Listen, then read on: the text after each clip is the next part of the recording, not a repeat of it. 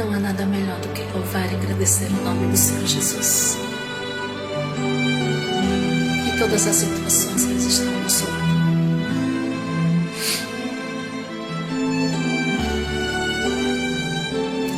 Oh, Senhor Jesus.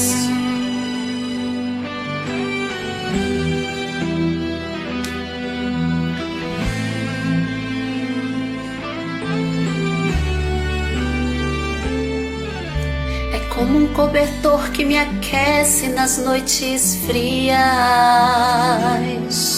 Somente sua presença alegra os meus dias.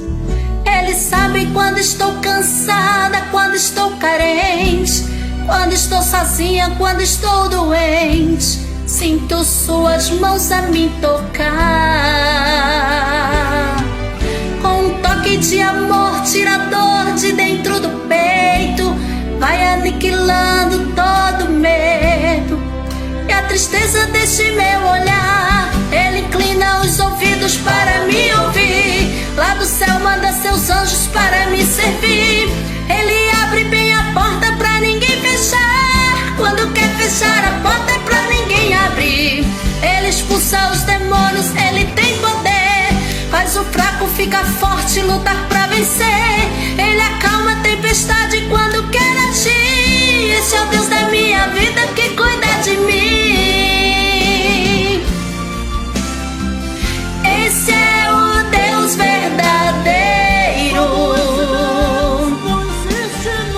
Sempre será o primeiro. Ele mudou minha vida, sarou minhas feridas, transformou meu coração.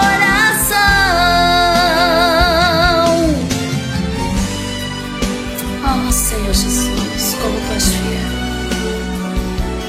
Por mais difícil que esteja, o Senhor sempre está ao nosso lado. Ele sabe quando estou cansada, quando estou carente, quando estou sozinha, quando estou doente. Sinto suas mãos a me tocar.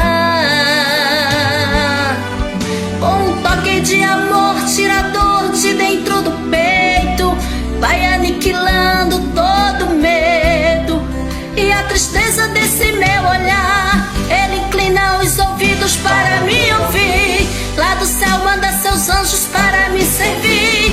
Ele abre bem a porta pra ninguém fechar, quando quer fechar a porta é pra ninguém abrir.